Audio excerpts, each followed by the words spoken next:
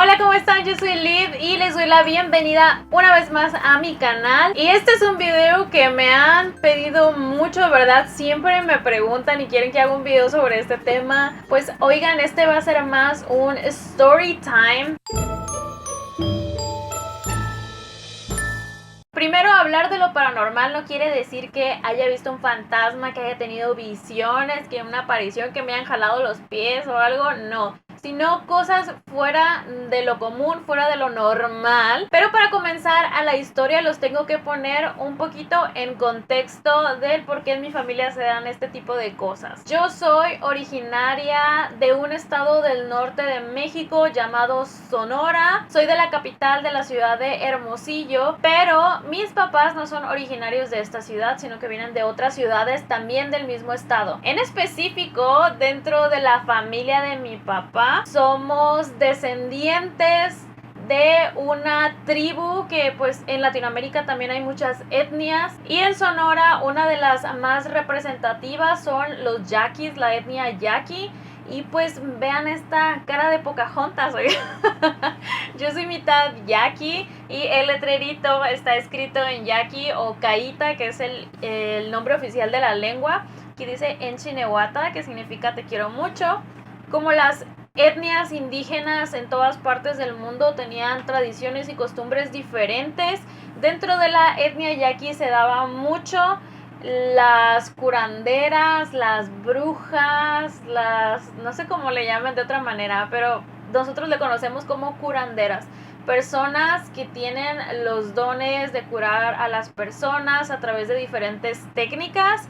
Y en mi familia hay varios, pero en especial una de mis tías era una curandera muy reconocida a nivel nacional e incluso internacional. Así que la historia va encaminada hacia allá. Yo desde pequeña siempre supe y me dijeron que tenía tíos y tías que son curanderos y curanderas, pero en realidad yo soy escéptica. Yo no creo en nada de ese tipo de fenómenos, de cosas. En el caso de mi tía María Matus, quien falleció en el año de 2012, ella era conocida como la curandera mayor. La mamá de mi papá y ella eran primas hermanas, de hecho se parecían mucho.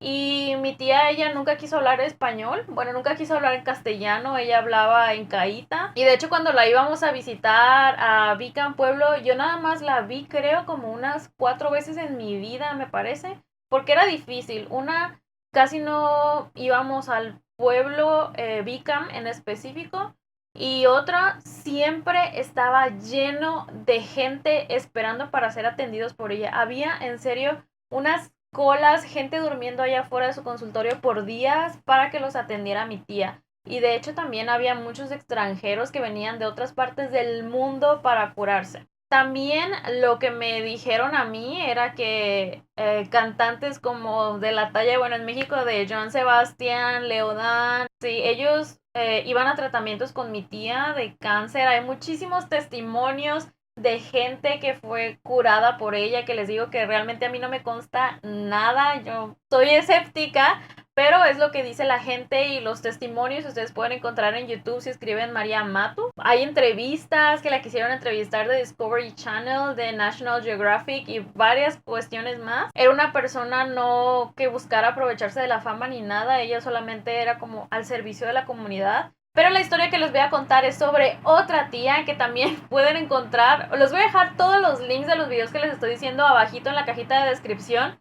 Tengo otra tía que en sí yo la conocí una sola vez en persona en mi vida y salí como un poco nerviosa, porque en el caso de mi tía María Matus, el tipo de curaciones o técnicas que utilizaba me parece que eran a través de conocimientos de la herbolaria, a través de cosas naturales, y también tenía como el don de la curación con sus manos. Ella te tocaba y te sentías como mejor, ¿no? Que incluso dice que hay gente que llegaba en silla de ruedas y salía caminando de ahí. En el caso de mi otra tía, que también les voy a dejar una entrevista que le hicieron a ella aquí abajo, yo me sorprendía porque ella siempre tenía las manos así y decía que era para comunicarse con doctores fallecidos. y curaba a través de sus doctores, como que la gente iba a consulta con ella y ella no te tocaba ni te daba nada, al contrario de mi tía María Matus, sino que ibas a la consulta y ella podía comunicarse con doctores de todo el mundo, aunque no hablaran el mismo idioma, yo no sé cómo se entendían, ¿no? Y los mandaba a tu casa y esos doctores eran los que te hacían la curación. Y que además, pues, asegura que tiene el poder como, ¿cómo se llama? Bilocación, que puede estar en dos lugares al mismo tiempo, ¿no? Que igual puede estar ahí sentada contigo y se está echando un café allá con el papá en Roma. No sé, yo pienso que puede sonar como absurdo o uno nunca sabe, ¿verdad? Las personas que me siguen en mi Instagram, que les agradezco muchísimo el apoyo y todos los mensajes de amor que me dieron, saben que pasé por un momento muy difícil en diciembre, que de repente mis papás me llamaron y me dijeron que mi papá había sufrido un infarto y pues yo asustada al otro lado del mundo sin saber qué hacer, con impotencia, y bueno, eso se resolvió, ya quedó. Ese es el tercer infarto que le da a mi padre. Híjole, ¿cuándo fue? Más o menos en el 2008. Cuando le dio el segundo infarto a mi papá, nosotros, pues uno, estábamos asustados, impactados, fue de urgencia correr al hospital con él, de que lo iban a operar. Y como no queríamos hacer tan grande el asunto en ese momento, porque en aquel entonces la mamá de mi papá vivía, en el presente no, pero en aquel entonces vivía. Y siendo una persona grande y sabiendo el historial de tu hijo, pues uno, no queríamos decirle a nadie que le fuera a ir con la noticia hasta allá en el pueblo, estando lejos ella y tampoco pues sin poder hacer nada. A mi papá lo tenían que operar de emergencia, entonces los únicos que supimos en ese momento éramos mi mamá, mi hermano mayor y yo. De ahí en fuera no le quisimos decir a nadie hasta que no supiéramos cuál iba a ser el resultado o lo que pasara inmediatamente. Y de hecho, cuando lo metieron a quirófano a mi papá, nos dijo el médico que prácticamente nos hiciéramos a la idea de que no iba a salir vivo. Pero afortunadamente la cirugía salió muy bien. Mi papá es un guerrero, como pueden ver en la actualidad. Todo salió bien y fue tanta la emoción de nosotros y que el proceso de recuperación fue tan rápido que no necesitó muchos cuidados ni tratamientos mi papá para volver a estar al 100%, que pues ya no le dijimos a nadie porque no tenía caso estar diciéndole a la gente que había sufrido otro infarto y que se preocuparan, nos empezaran a preguntar, porque ya estaba todo bien. Lo cual fue increíble pasar de que el doctor te dijera horas antes de que pues tu papá ya no iba a seguir en este mundo, a que te dijeran, wow, quedó muy bien. Y pasados los 2 meses y ya estando en perfecto estado, fuimos a visitar a mi abuelita, la mamá de mi mamá, que ella sí vive en la ciudad. Y resulta que uno de los vecinos de mi abuelita es un amigo de mi papá del pueblo de él. Entonces, como vio a mi papá, se le acercó y fue a platicar con él. Y cuando regresa, mi papá trae una cara así pálida, sorprendida.